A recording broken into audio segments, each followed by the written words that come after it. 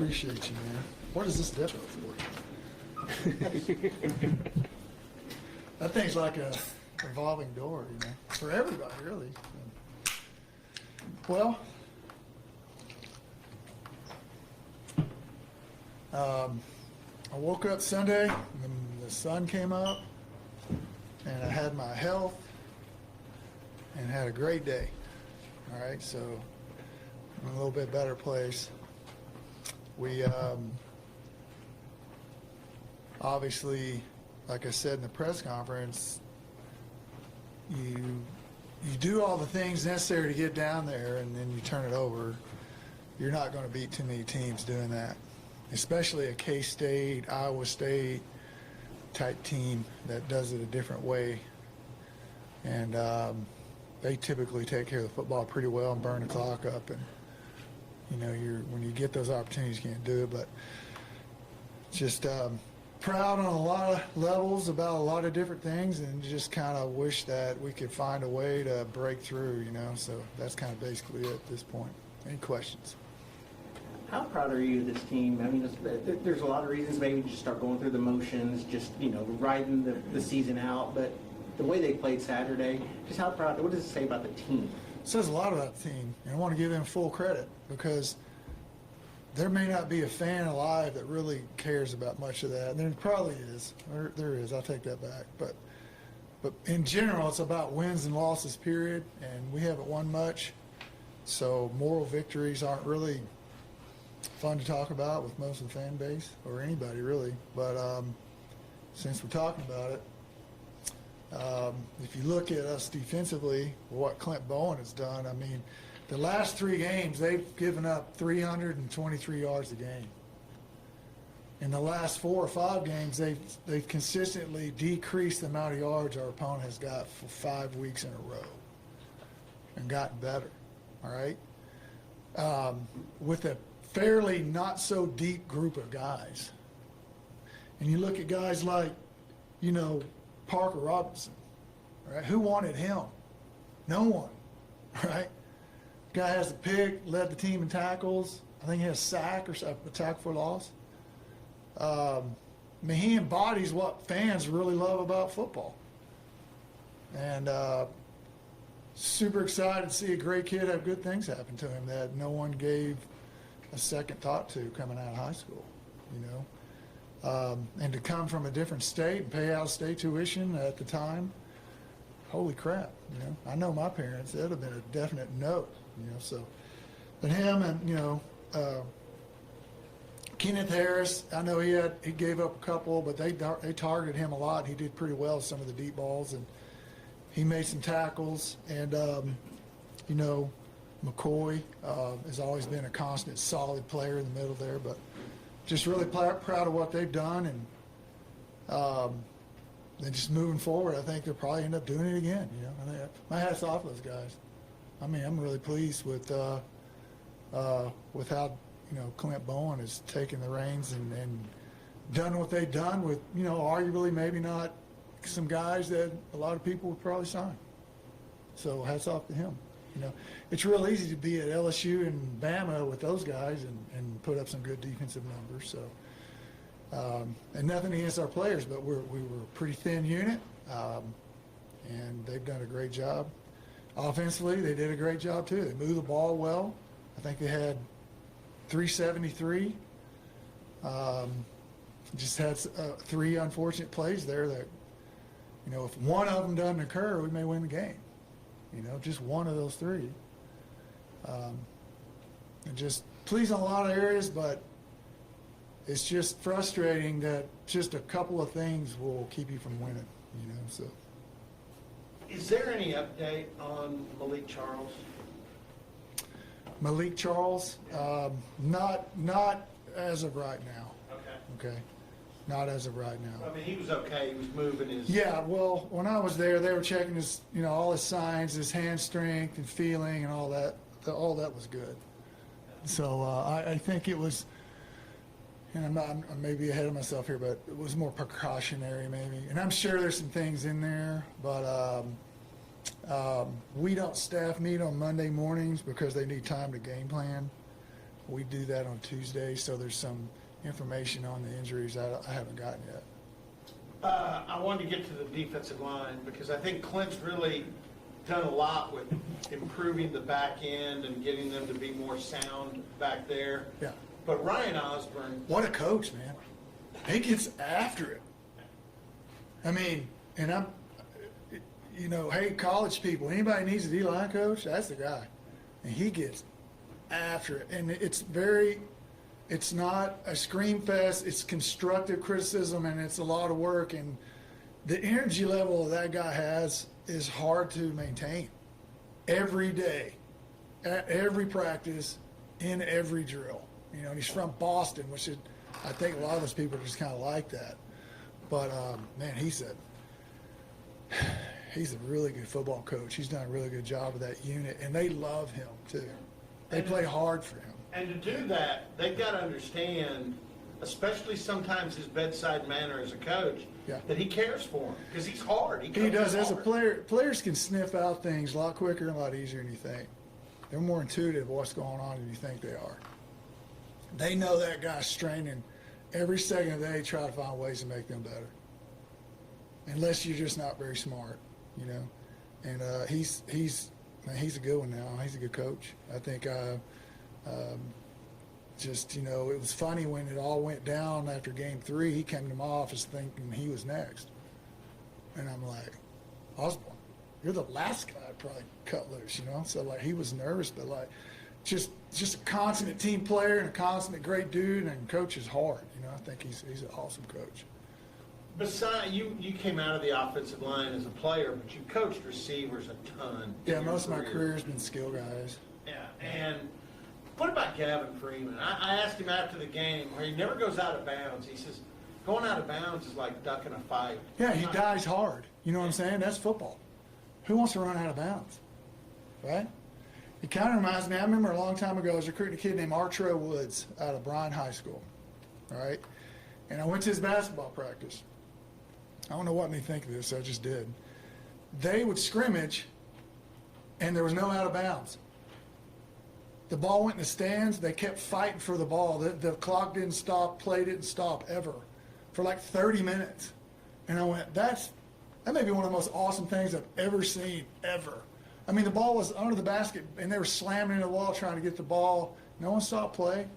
I'm like, man, what a great drill. And that's kind of the way he is. Like, you know, strain, has ability, ball skills, fearless, you know, makes plays. When his number's called, he makes it happen, you know, which means probably should call his number a little bit more. Now, I don't know if he needs to throw any more passes, right? But, yeah, can't say enough good things about him. He's like that at practice. He's the guy with grass stains all over his uniform at practice. He's laying out for everything at practice. He's a great kid. I'm glad he's on our team, and he kind of embodies what our fan base look to have on their ball team. I mean, he's just, yeah, great. I love him. He's done great. And probably, I would say, probably the most productive one we have at this point. So. How important has it been to have the guys that have that type of character to keep this thing going? Yeah, I mean, you have a bunch of guys that don't have that type of character. We may have 60 guys on this team right now. You know what I'm saying? I think, you know, a lot of people are giving us credit as coaches, and trust me, we'll take some of it. But at the same time, if we didn't recruit the type of guys that we have, if we didn't dive deep into what kind of person they are, we'd probably be down to about 50 guys right now. So we did a good job picking the right guys for the most part. So, yeah, it means a lot to coach guys that it means something too, you know. That bottom line is you don't want to fail or mess up or do the wrong thing because you're worried about what your teammates might think of you. You know, and that's what you're after. What do you, I'm going to ask the players this. They don't know what's going to happen 2 weeks from now. Yeah. They don't know their future. How do they compartmentalize that? Well, I think, you know, if you want to be totally transparent with the thing, I mean, they're playing right now for that moment. You know, it's like free agent in the NFL. What you put on tape is going to get you what you want out of it at this point. So some of the motivation is, they know that whomever's coming in here is going to watch it, and it's motivating them to do so. But like, it's just, it's just like anything. It's like being on a long drive and you don't know when it's going to end. Eventually you get kind of tired of riding in the car. You know what I'm saying? So this is pretty deep into the season, and I'm quite sure the weight of all this is kind of bothering them as well, which is another reason to tip your hat to them on game day, because they don't play like that. I mean, they play like they're all in, so it's pretty cool. Like Bob Schick and some of those guys had a player-only meeting right before the walk.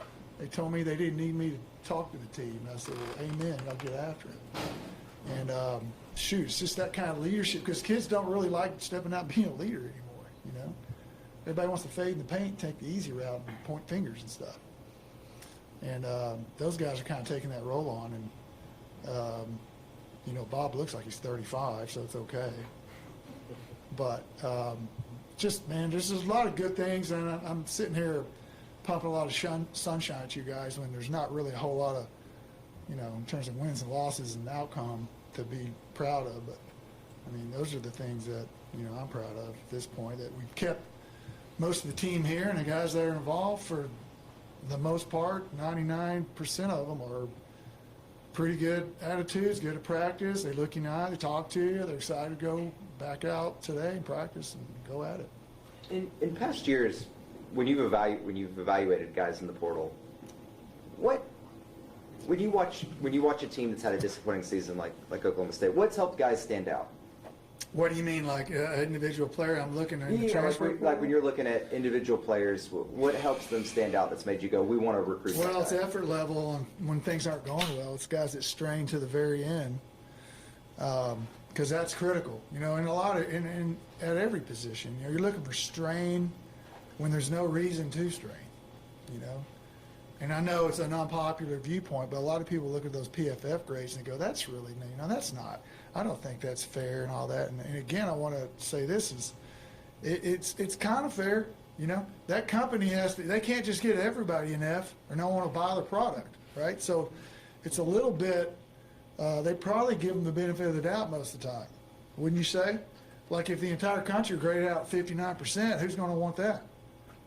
Players don't want it, but kids in the 70s probably worth looking at, and you can make any kind of cut up you want: targets, catches, drops, touchdowns, explosives, point of attack, blocking, all that stuff, missed tackles. All you got to do is click on a button, it spits it out, and you can watch it all quick. So what leads you to that determination and want to do that is just kind of that baseline grade, like you're a 51, I'm probably going to watch you, because I got 10 other 79s in there I want to watch. You know what I'm saying?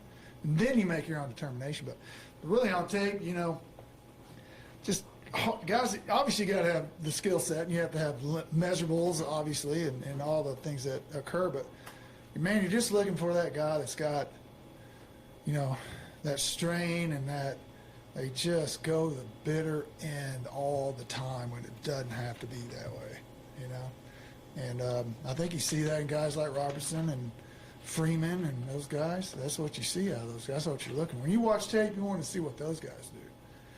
Like McCoy, those guys, man, they strain. They do a good job.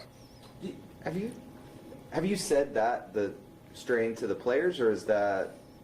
No, you always teach effort every day. You talk about effort, and you grade effort, And if you're begging for effort, probably not going to get it. You're probably not going to get it. But, it's just a core value within inside of you that makes you want to just, at the end of the game, you walk off the field and you start thinking about all the plays you didn't get full speed on. Some kids it really bothers, and some kids it don't. You know what I mean? I know for me, I would have died to think that someone in my room, an O-lineman or anybody or coach, looked at me and said, man, he just kind of doesn't go hard all the time. That'd be the dagger for me. And that's the way it is with a lot of these guys, And it's becoming the other way in some regard, I think it's just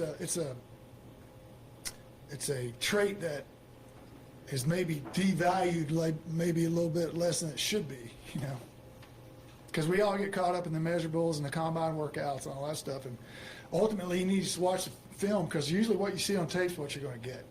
You know what I'm saying? What you watch him play and do, that's what you're going to get. It ain't going to be how far you stand broad jump and you're 40 and stuff. It's watch the film. Now, if you run a 4.29 and you do that, well, you know, you may be out of somebody's price range. I don't know. Doug, two things. UCF, what do you see in them? And have you ever crossed paths with Scott Frost? Yeah. So, different vein of the. So Scott, obviously you know his lineage, Nebraska and all that stuff. I was at the. No, it's not necessarily. I wouldn't say air raid. That's a pretty loosely term. But I was at the Broyles Award Finals. It was me and he was one of them. Lane Kiffin, some guys, and kind of got to know him.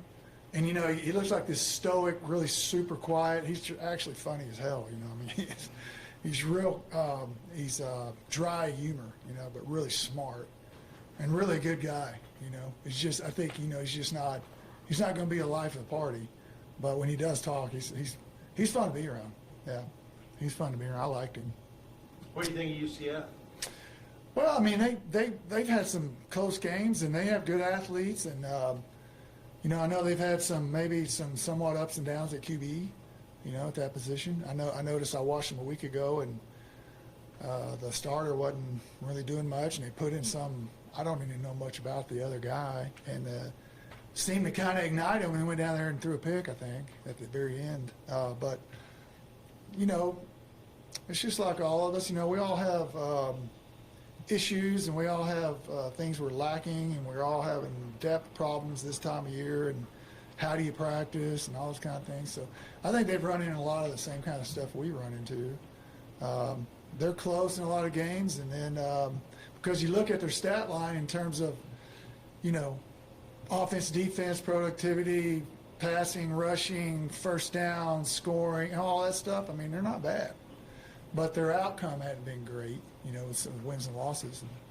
And, they're capable of getting excited at home and playing great, you know. But then again, you know, we're capable of maybe punch them in the mouth early, and their team believes they can't win. You know, who knows? But it's going to be a good game. So. You ever been to that stadium? Yeah, I was at Houston in 2013. We played them there, and they had Blake Bortles at QB, and they beat us on the last play of the game. We hit a receiver in the hands in the end zone from the 10, and he dropped it, and we lost. But I was shocked at how it was packed. What do they hold, 55, 60,000? That thing was packed to the gills. I was shocked. I know they got a good fan base. I know that they'll be excited, and I think they have a pretty good tailgate too there, you know. So it'll be a good environment, I think. We're going to talk to Armstrong here in a second. His teammates over the last couple of years have talked a lot about his strength. Just sort of what stood out about Armstrong to you? Armstrong. Who you talking about? Yeah. 94? Oh, yeah, good Lord. He looks like, I'm sorry, my fault. He looks like, I want him to go be the leader of a business or a corporation, but if you just looked at him, you'd say he'd be a lifetime bouncer at a doorway at a bar. I mean, he's a scary dude now. I mean, when he comes in here, he is yoked up. I would not want any piece of that guy. But great kid. He's another one of those guys, just like Robertson, those guys. Like, he always a smile, always energetic, always high-fiving, always in, always talking. Just, you know, just a pleasure to coach and be around. You know, you don't have to move him along. You know what I'm saying? He's already going, and he's a great kid, and he is yoked up, that guy. Yeah. A lot of people look at the 4 turnovers by Zane the other day and make a judgment about how he played. But I'm curious, from your perspective, how did Zane play on Saturday? I played good, man. I said at press conference, you know, we got a tight end on the edge there. It's tough on a tight end. He doesn't do that primarily. And the first one, I guess we had to do some kind of science project on it. I guess I'm not being critical of officiating, because I certainly wouldn't do that. But I don't know. It's just odd to me how the ball went forward when the guy was pulling his arm back. We need to do a study on that one. So, but anyway, but we got to do a better job protecting. And I think he was about to trigger the ball, and we had a guy kind of open, and got there at the right time. It was the worst possible thing that could possibly happen in that moment, right? The absolute worst thing that happened. And then they got it. not only did we fumble it, they got it. So hats off to them for making a good play, but probably need to get our tight ends involved in some more of the one-on-one pass protection stuff. They just don't do it that much, and it was a full max pro turnback scheme, and somehow or another, usually the edge is double teamed, and because of the alignment, the tight end kind of got caught on a one-on-one with an edge guy, and he just couldn't hold up. It's not something they do all the time. So, Couple more. Felt like watching Zane Saturday with where he was, comparing him to before the injury, before he missed time. Felt like he was getting the ball out faster. yeah, it's just if you just keep getting reps and getting reps and getting reps and getting reps, you just get better and the game slows down, and you can make determinations on where to go with the ball a lot quicker based on what you're seeing in your pre-snap, and he's done a better job of that. And I think it's just once you get enough reps at a certain thing, get back in rhythm. And as a quarterback, you're going to have certain guys you feel confident in. You know what I mean? Like Freeman, and Davis has kind of stepped up a little bit. And some of those guys that can help expedite your read by just cutting loose a read 1 and 2 and just throwing to a particular guy based on coverage. So he is getting it out a little quicker. And both the sacks were shot passes. It was going to take a while, and it just kind of caught up to us there. It's just unfortunate you drive all the way down and have in the red zone. So because you'd like to at least get a field goal out of it. Mentally, even though he was sidelined for a couple weeks, do you think because maybe he had got some game reps before that, do you think he was able to improve even those weeks he wasn't able to be out there? Yeah, I think he improved more in the film room in those situations. Because you can kind of reflect back on and watch yourself doing stuff wrong, and it kind of resonates. When you have time to take a deep breath and actually sit there and let it absorb and soak in. I've always said that too, like about spring practice. When you get done with spring practice and you get back to watching the cut-ups as a player, you probably learn and get better faster from doing that than actually going through spring. And it's watching yourself doing this right or that wrong, and you got 2 to 3 months there to absorb that going into camp. I think it helps improve you. I just want to ask one more thing about, obviously you've been impressed with the job Clint's done. When we got him after the game Saturday, he said the bye week, this was the first chance, because of so much change, trying to change the scheme, this was his first chance to have a normal sort of week to prepare. I was just curious, has Clint, with the job he's done, has Clint kind of proven that he has a place in this industry? I know he stepped away to do high school. Do you think he's proven he'd be a good hire for somebody? If they wanted to, they'd keep him here because he's a hell of a coach and he's a great recruiter. And I know I'm speaking for him. I mean, his son plays here. He probably wants to stay here. But at the same time, I think Clint's done his body of work. He's probably going to have some opportunities. Thanks, guys. All right. Thanks. Thanks, fellas.